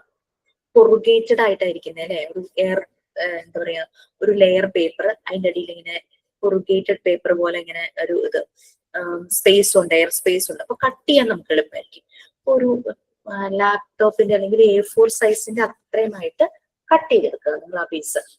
എന്നിട്ട് അതിന്റെ രണ്ട് എൻഡിലും A4 പേപ്പർ ഈ സൈസിലാണ് നമ്മൾ കട്ട് ചെയ്തെങ്കിൽ ഇവിടെ ഇവിടെ സ്ട്രെയിറ്റ് ഏകദേശം ഇതിന്റെ ഈ എന്താ പറയുക വിട്ട് വരുന്ന ഭാഗത്തിന്റെ നടുക്കായിട്ട് കുറച്ചിങ്ങോട്ട് നീക്കി ഈ ഭാഗത്തായിട്ട് ഹോൾ ഇടാം.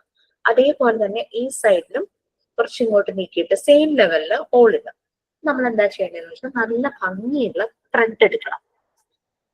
സാധാരണ ഡ്രസ്സ് തുന്നുന്ന ആ നൂലിന്റെ തിക്നെസ് അല്ല, കുറച്ചുകൂടെ വലിയ തിക്നെസ് ഉള്ള ത്രെഡ് എടുക്കുക. നല്ല ഫ്ലെക്സിബിൾ ആയിട്ടുള്ള ത്രെഡ് വേണം കേട്ടോ, അങ്ങനെ വടി പോലെ സ്റ്റിഫായിട്ടിരിക്കുന്ന ത്രെഡ് എടുക്കുക. എന്നിട്ട് ഒരു സൈഡിൽ നിന്ന് കോർത്ത് അതിന്റെ താഴെ സെക്യൂർ ആക്കുക. ഊർന്നു പോകാതെ നമ്മൾ അടിയിൽ ഇങ്ങനെ വലിയ കെട്ടിട്ട് വെക്കില്ലേ, ആ രീതിയിൽ സെക്യൂർ ചെയ്യാം.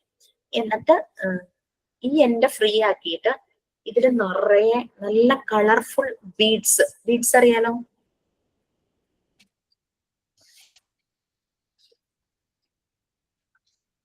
കണ്ടപ്പോ എനിക്ക് നിങ്ങൾക്കത് ഷെയർ ചെയ്യണം തോന്നി. മോണ്ടിസോറി മെത്തേഡിലുള്ള കേട്ടോ ബീഡ്സ്. അറിയാം, മോണ്ടിസോറിക്ക് ഭയങ്കര ഇഷ്ടമാണ് ബീഡ്സ്.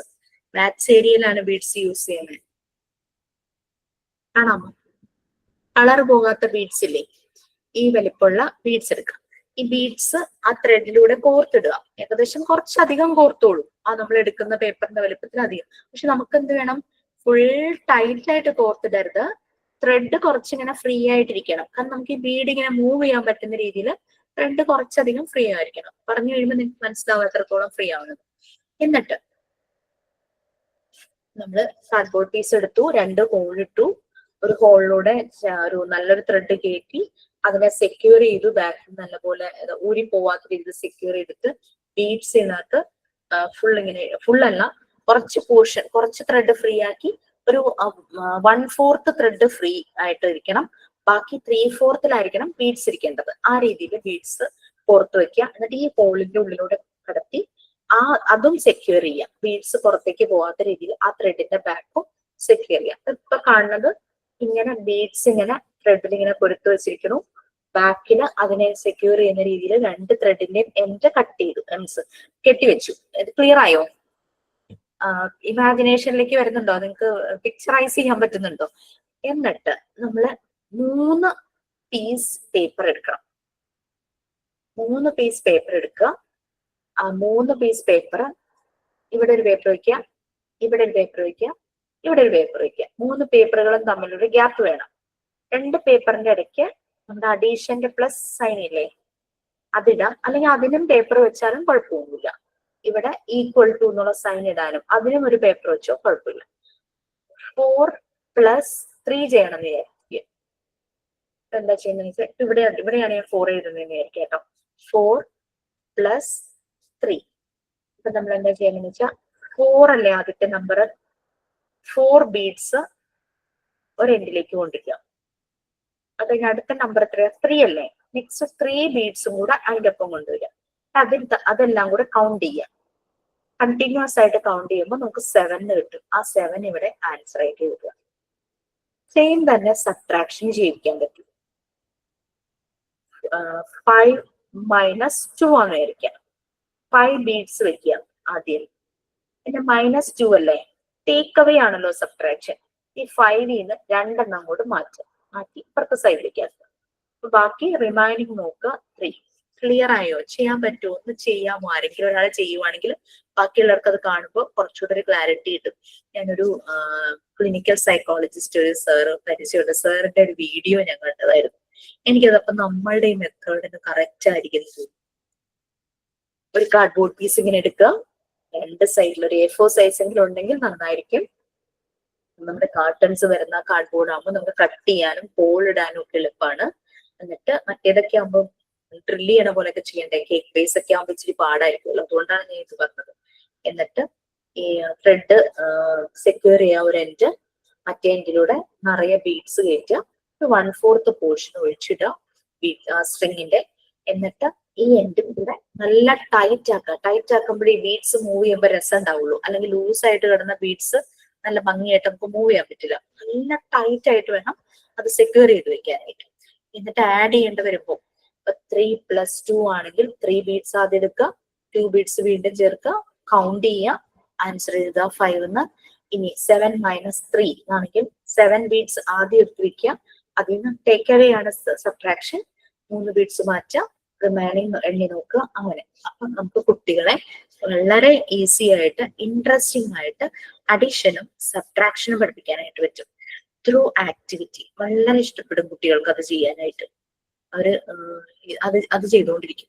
ഇതുണ്ടാക്കാൻ വലിയ കോസ്റ്റും ഇല്ല. ആകെ നമുക്ക് ഈ ബീഡ്സ് വാങ്ങാന്നുള്ളതാണ്. അത് കുറേ കിട്ടും കേട്ടോ, വലിയ എമൗണ്ട് ഉള്ളു. അറിയാം, മോണ്ടിസോറിക്ക് ഭയങ്കര ഇഷ്ടമുള്ള ബീഡാണ് ഗോൾഡൻ ബീഡ്. ഇത് അത്ര നല്ല ഗോൾഡൻ കളറില്ല, പക്ഷെ മോണ്ടിസോറി മെത്തേഡിലുള്ള ഗോൾഡൻ ബീഡ് കാണാൻ നല്ല രസമാണ്. ഇതിപ്പോ ഇത് എടുത്തുകൊണ്ട് ഞാൻ എന്താന്നുള്ളതും കൂടെ നിങ്ങളോടൊന്ന് പറഞ്ഞേക്കാം. നമുക്ക് 1 തുടങ്ങിയിട്ട് 10 വരെ ഇങ്ങനെ ബീഡ് സ്ട്രിങ് ഉണ്ടാക്കണം. അതിന് നിങ്ങൾക്ക് കളേഴ്സ് പലതും, ഓരോന്നിനും ഓരോ കളർ കിട്ടുവാണെങ്കിൽ നന്നായിരിക്കും, ഐഡന്റിഫൈ ചെയ്യാൻ എളുപ്പമാണ്. പിന്നെ ഈ സ്ട്രിങ് ഇങ്ങനെ കെട്ട് കമ്പി എന്നൊക്കെ പറയില്ലേ, നമുക്ക് വളരെ ഫ്ലെക്സിബിൾ ആയിട്ടുള്ള സ്ട്രിങ് ആണ്. ആ രീതിയിലുള്ളത് വാങ്ങണം. എനിക്ക് തോന്നുന്നു ഈ ആർട്ട് ആൻഡ് ക്രാഫ്റ്റ് ഒക്കെ ചെയ്യുന്നവര് ഈ ചെടിയുടെ ഒക്കെ ചെയ്യുമ്പോൾ ആ സ്റ്റെം ഉണ്ടാക്കാനായിട്ട് ഒരു സാധനം വാങ്ങൂലേ, ഒരു കമ്പി പോലത്തെ, അതുപോലത്തെ വാങ്ങിച്ചാൽ മതി. പക്ഷെ ഫ്ലെക്സിബിൾ ആയിരിക്കണം എന്ന് പറഞ്ഞാൽ ഒടിഞ്ഞു പോകരുത് പെട്ടെന്ന്, ആ രീതിയിൽ. ഇപ്പൊ ബീഡ്സ് ഇങ്ങനെ കോർത്ത് വെക്കുക. ഇതിപ്പം 9 നമ്പേഴ്സ് ഉണ്ട്, 9 ബീഡ്സ് ഉണ്ട്. ഇപ്പൊ നമ്മൾ ചെയ്യുമ്പോൾ ഒരു കാര്യം ശ്രദ്ധിക്കേണ്ടത്, 2 സൈഡും നമ്മൾ ബീഡ്സ് ഊരി പോകാത്ത രീതിയിൽ സെക്യൂർ ചെയ്ത് വെക്കുക. കെട്ടിയോ അങ്ങനെ എന്തെങ്കിലും കെട്ടി വെക്കുവോ, എന്തെങ്കിലുമൊക്കെ വേറെ ഒട്ടിച്ചു വെക്കുവോ, അങ്ങനെ എന്തെങ്കിലുമൊക്കെ ചെയ്യാം. പിന്നെ ഇത് ഒരു ലൂസ്ലി പാക്ഡ് ആയിരിക്കണം, എന്നാൽ മാത്രമാണ് ഇത് എടുത്തിട്ട് കുട്ടിക്ക് ഇങ്ങനെ കൗണ്ട് ചെയ്യാൻ പറ്റുള്ളൂ. സ്പേസ് കണ്ടോ, കൗണ്ട് ചെയ്യാൻ തെറ്റില്ല. അതേസമയം നല്ല ടൈറ്റ്ലി പാക്ഡ് ആണെങ്കിൽ ഇങ്ങനെ കൗണ്ട് ചെയ്യുമ്പോൾ നമ്മൾ തന്നെ കൗണ്ട് ചെയ്യുമ്പോഴും നമുക്ക് മിസ്റ്റേക്ക് വരും. തെറ്റിപ്പോയോ, 1 2 പ്രാവശ്യം കൗണ്ട് ചെയ്തു, അങ്ങനെയൊക്കെ നമുക്ക് തോന്നും. അപ്പൊ ലൂസ്ലി പാക്ഡ് ആണെങ്കിൽ ഒരെണ്ണം മാറ്റി ഇങ്ങനെ കൗണ്ട് ചെയ്യുമ്പോൾ കുറച്ചുകൂടെ അവർക്ക് മനസ്സിലാവും. ഇത് ചെയ്ത് തുടങ്ങിക്കോളൂ കേട്ടോ. മോണ്ടിസോറി മെറ്റീരിയൽസിലെ ഫേമസ് ആയിട്ടുള്ള ഒന്നാണ് ബീഡ് സ്ട്രിങ്. അപ്പോൾ കാരണം കുട്ടികൾക്ക് കൗണ്ട് ചെയ്യാനായിട്ട്, കൊച്ചു കുട്ടികൾക്ക് ബീഡ് നമ്മൾ ലൂസ് ആയിട്ട് കൊടുക്കുമ്പോൾ എന്താ പ്രശ്നം എന്ന് വെച്ച് കഴിഞ്ഞാല് ഇവര് വായിലും മൂക്കിലും ചെവിയിലൊക്കെ ഇടാനുള്ള ചാൻസ് ഉണ്ട്. ഇങ്ങനെ ഒരു സ്ട്രിങ്ങിലാക്കി സെക്യൂർ ചെയ്യുമ്പോഴേക്കും ആ ചാൻസ് കുറയുന്നല്ല, ഉണ്ടാവില്ല. അവർക്ക് ഇത് അങ്ങനെ തന്നെ വായിലിടാൻ പറ്റില്ലല്ലോ. നമ്മൾ കറക്റ്റ് ഇതിന്റെ എൻഡ് നല്ല പോലെ സെക്യൂർ ചെയ്ത് വെക്കണം, അവർക്ക് കഴിക്കാൻ പറ്റാത്ത രീതിയിൽ. ഇതൊരു മോണ്ടിസോറി മെറ്റീരിയലാണ്. എല്ലാ കളറും ചെയ്തു വെക്കണോ? എല്ലാ കളറിനും ഈ 10 കളർ കിട്ടുവാണെങ്കിൽ നല്ലതാണ്. ഇനി അഥവാ കിട്ടിയില്ലെങ്കിലും കുഴപ്പമില്ല. എന്റെ കയ്യിൽ ആകെ 2 കളേഴ്സേ ഉള്ളൂ, പിങ്കും ഈ ഗോൾഡൻ കളറും.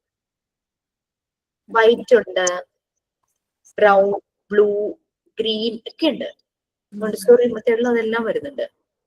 പിന്നെ അതില് ഓരോന്നും 10 വീതമാണ് ശരിക്കും നമ്മൾ മെറ്റീരിയലില് കാണുന്നത്. നിങ്ങൾ അറ്റ്ലീസ്റ്റ് ഒരെണ്ണമെങ്കിലും ഉണ്ടാക്കി വെക്കുക. കാരണം ഓരോന്നും 10 എന്ന് പറഞ്ഞു കഴിഞ്ഞാല് നമുക്ക് കുട്ടികൾ കുറെ ഉണ്ടാവും. അപ്പൊ 2-3 കുട്ടികൾക്ക് ഒരുമിച്ച് കൊടുക്കാൻ പറ്റും. അത് മാത്രമല്ല, നമുക്ക് ആഡ് ചെയ്യുമ്പോഴേ 5+5 ചെയ്യാനായിട്ട് നമുക്ക് 2 5-ന്റെ സ്ട്രിങ് ഉണ്ടെങ്കിലല്ലേ പറ്റുള്ളൂ. അങ്ങനത്തെ കേസസ് ഒക്കെ വരുമ്പോൾ പിന്നെ ഇത് അഡീഷൻ ചെയ്യാം, മൾട്ടിപ്ലിക്കേഷൻ ചെയ്യാം. വളരെ ഈസി ആയിട്ട് നമുക്ക് ബീഡ് സ്ട്രിങ് വെച്ചിട്ട് അഡീഷനും മൾട്ടിപ്ലിക്കേഷനും ചെയ്യാനായിട്ട് പറ്റും. ഞാനിപ്പോ ഡിഫറെന്റ് ടീച്ചിങ് മെത്തേഡ്സ് ഓപ്റ്റ് ചെയ്യുന്ന കാര്യം പറഞ്ഞപ്പോ ഇതൊന്ന് ഷെയർ ചെയ്യുന്ന, ഇതൊന്ന് വാങ്ങിക്കോ. അധികം വിലയൊന്നും ഉണ്ടാവില്ല, അത്ര റേറ്റ് ഒന്നുമില്ല, കളറും പോവില്ല. ഞാനൊരു 7-8 ഇയേഴ്സ് ബാക്ക് ചെയ്തതാ, കളർ പോയിട്ടില്ല. ഇങ്ങനെ തൊലി ഇളകുന്ന പോലെ കളർ പോകുന്ന അങ്ങനത്തെ മുത്ത് വാങ്ങരുത്.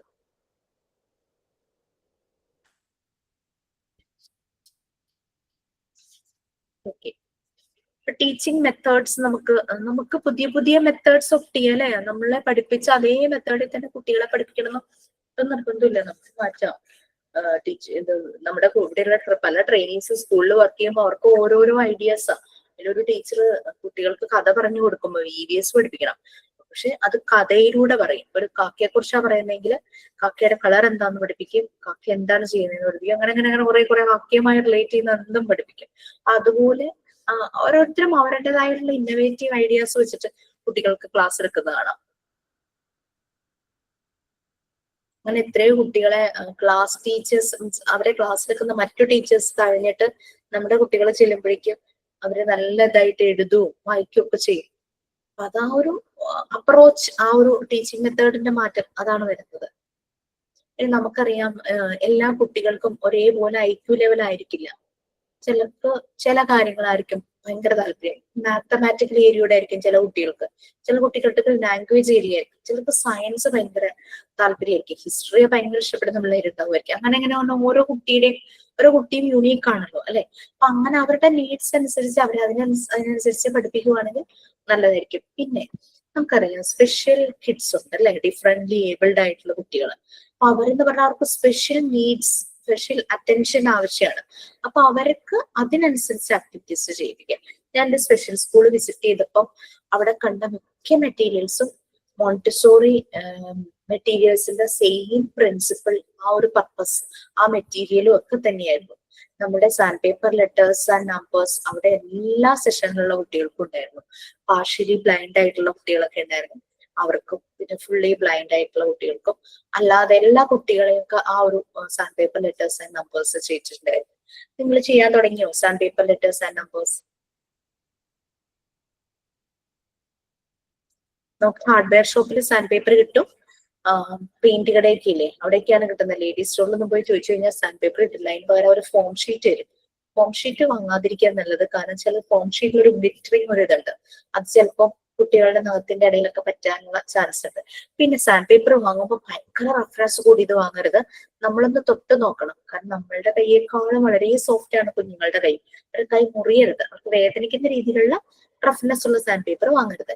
പിന്നെ ഹാർഡ്വെയർ ഷോപ്പിൽ പോകുമ്പോൾ വേറൊരു കാര്യം ചെയ്യാൻ പറ്റുന്നത് എന്താണെന്ന് വെച്ച് കഴിഞ്ഞാൽ ഡിഫറെന്റ് ടെക്സ്ചറിലുള്ള സാൻഡ് പേപ്പർ ഒന്ന് കാണിച്ചു തരാമോ എന്ന് അവരോട് ചോദിക്കണം. ഒരു A4 സൈസ് അങ്ങാണ്ടാന്ന് തോന്നുന്നത് കഴിക്കുന്നത്, ഒരു A4 ഷീറ്റിന് 15 രൂപയോ 20 രൂപയോ അങ്ങനെ കണ്ടുവരും. അങ്ങനെ നമുക്കൊരു 4 ടെക്സ്ചറിലുള്ള സാൻഡ് പേപ്പർ കിട്ടുവാണെങ്കിൽ 1 2 3 4 4 ടെക്സ്ചറിലുള്ള സാൻഡ് പേപ്പർ കിട്ടുകയാണെങ്കിൽ ഈ ഓരോ സാൻഡ് പേപ്പറിനെയും ഈക്വൽ ആയിട്ട് 4 6 പീസായിട്ട് കട്ട് ചെയ്യാം. ഈക്വൽ ആയിട്ട് കേട്ടോ, കണ്ടാ ഒരുപോലെ ഇരിക്കുന്ന രീതിയിൽ കട്ട് ചെയ്യും. അപ്പൊ നമുക്ക് ഒരു ഷീറ്റിൽ നിന്ന് തന്നെ 4 കട്ട് ചെയ്തെങ്കിൽ 4 ടെക്സ്ചറിൽ കിട്ടും. അങ്ങനെ 4 ഷീറ്റിൽ നിന്ന് 4 ഡിഫറെന്റ് ടെക്സ്ചറിലുള്ള 4 ഷീറ്റിൽ നിന്ന് 4 വീതം കിട്ടും. നമ്മൾ ഇതിന് നല്ലപോലെ വളഞ്ഞു പോലോ നല്ലപോലെ ഒരു കാർഡ് ബോർഡിൽ ഒട്ടിക്കുക, അതേ ഷേപ്പിൽ തന്നെ കാർഡ് ബോർഡിൽ ഒട്ടിക്കുക, ഒരേപോലത്തെ കാർഡ് ബോർഡിൽ ഒട്ടിക്കുക. അങ്ങനെ വെച്ച് കഴിഞ്ഞാൽ കണ്ടു കഴിഞ്ഞാൽ എല്ലാം ഒരേപോലെ ഇരിക്കുക. എന്നിട്ട് ഇത് മിക്സ് ചെയ്ത് വെക്കുക. അപ്പൊ നമുക്ക് 16 പീസസാ അല്ലെ, 4 പീസസ് എല്ലാം ഒരേ ടെക്സ്ചറിലുള്ളതാ. അങ്ങനെ 4 എണ്ണം ഉണ്ട്, 4 ടൈപ്പ്. എന്നിട്ട് കുട്ടികളെ ബ്ലൈൻഡ് ഫോൾഡ് ചെയ്യിച്ചിട്ട് ഒരേ ടെക്സ്ചർ ഉള്ളതിനെ ഗ്രൂപ്പ് ചെയ്യിക്കാം. അങ്ങനെ ഒരു ആക്ടിവിറ്റി നമുക്ക് ചെയ്യാം. ടച്ച് ബോർഡ്സ് അല്ല, ടച്ച് ടാബ്ലറ്റ്സ്. ബോർഡ്സിനേക്കാളും ടാബ്ലറ്റ്സ് ഉള്ള വാക്കായിരിക്കും നല്ലത്. അപ്പൊ 4 ടെക്സ്ചറിലുള്ള സാൻഡ് പേപ്പർ യൂസ് ചെയ്തിട്ട് മോണ്ടിസോറി മെറ്റീരിയൽ ആയ ടച്ച് ടാബ്ലറ്റ്സ് നിങ്ങൾക്ക് ഉണ്ടാക്കാനായിട്ട് പറ്റും. ക്ലിയർ ആയോ? കുട്ടികളെ കൊണ്ട് കണ്ണടപ്പിച്ച് ബ്ലൈൻഡ് ഫോൾഡ് ചെയ്യിച്ചിട്ട് ആക്ടിവിറ്റി ചെയ്യാനും പറ്റും. Okay, clear? ഓക്കെ, എന്തോരം വലിപ്പം വേണം? മിസ് ഒരാളും പറഞ്ഞു ഇത് ചെയ്യാനായിട്ട്, പക്ഷെ ഇത് എന്തോരം വലിപ്പം വേണ്ടി വരും? ഒരു A4 ഷീറ്റിന്റെ വലിപ്പത്തിലാണ് നമുക്ക് ഹാർഡ്വെയർ ഷോപ്പിൽ നിന്ന് കിട്ടുന്നത്. ഇതിനെ കറക്റ്റ് എനിക്ക് റോളിൽ നിന്ന് അവരെ എടുത്തു തരുകയും ചെയ്തത്. അത് ഷീറ്റായിട്ട് റോളിൽ നിന്നാണ് തന്നത്. 1 മീറ്ററിന് 85 രൂപ വെച്ചിട്ടാണ് മേടിച്ചത്. പക്ഷെ അതിന് A4 ഷീറ്റിന്റെ അത്ര വലിപ്പമൊന്നുമില്ല, അതിന്റെ പകുതിയുടെ അത്രയും കൂടി ഇല്ല. എനിക്ക് തോന്നുന്നത് ഈ ഒരു ഇപ്പൊ A4 ഷീറ്റ് ഇങ്ങനെ മടക്കുമ്പോൾ നമുക്ക് 2 ഹാഫ് കിട്ടിയില്ലേ ഈക്വൽ ആയിട്ട്. നടുക്കൂടെ ചെയ്യുമ്പോഴേക്കും 4 പീസ് ഒരേപോലെ കിട്ടില്ലേ? ആ ഒരു വലിപ്പം മതിയാകും. നമ്മുടെ റഫ് ടൈപ്പ് അങ്ങനെ സോഫ്റ്റ് റഫ് അതിന്റെ മീഡിയം അങ്ങനത്തെ ടൈപ്പ് കണ്ടുള്ളൂ. വേറെ ആയിട്ടൊന്നും കാണിച്ചു തന്നില്ല. ഈ 3 ടൈപ്പാണ് എനിക്ക് കാണിച്ചു തന്നത്. 3 ഉള്ളെങ്കിൽ 3 വാങ്ങിച്ചാൽ മതി. അധികം കോസ്റ്റ് ഒന്നും ഇടണ്ട. ഇങ്ങനെ നമുക്ക് അങ്ങനെ കിട്ടുവാണെങ്കിൽ നമുക്കൊരു മെറ്റീരിയൽ ഉണ്ടാക്കാം. അത് മോണ്ടിസോറി മെറ്റീരിയൽ കളർ ടാബ്ലറ്റ്സ് വാങ്ങിക്കുമ്പോൾ ഭയങ്കര റേറ്റാ. നിങ്ങൾക്ക് അതൊരു കുറഞ്ഞ ചെലവില് കൂടി വന്ന 150 റുപ്പീസ് ചെയ്യാനായിട്ട് പറ്റും. വീട്ടിൽ എന്തെങ്കിലും വാങ്ങുമ്പോൾ കിട്ടുന്ന കാർഡ്ബോർഡ് യൂസ് ചെയ്ത് വെച്ചാൽ മതി. പക്ഷെ ബാക്ക് സൈഡിലെല്ലാം ഒരേപോലത്തെ പേപ്പറോ എന്തെങ്കിലും ഒട്ടിച്ചു വെക്കണം. അല്ലെങ്കിൽ കാർഡ്ബോർഡ് ഒരേപോലെ ആയിരിക്കണം. കാണുമ്പോ എല്ലാം ഒരേപോലെ തോന്നും. ഓക്കെ, അപ്പൊ ബീഡ്സിന്റെ ചെയ്യൂ. പിന്നെ ഞാൻ പറഞ്ഞ കാർഡ്ബോർഡിൽ ത്രെഡ് വെച്ച് ബീഡ്സ് കൊണ്ട് നമുക്ക് അഡീഷണൽ സബ്ട്രാക്ഷൻ ചെയ്യാൻ പറ്റുന്ന രീതിയിൽ അത് ചെയ്യിക്കാം. ഒരു പുതിയൊരു മെത്തേഡ്. ഓക്കെ, ക്ലിയർ ആയോ? ഓക്കെ, സൈൻ ഔട്ട് ഉണ്ടോ? Today we have come to the end of the class. A big thanks to our teacher for guiding us and making the class so interesting. Thank you, friends, for being such a wonderful learners today. See you all the next time.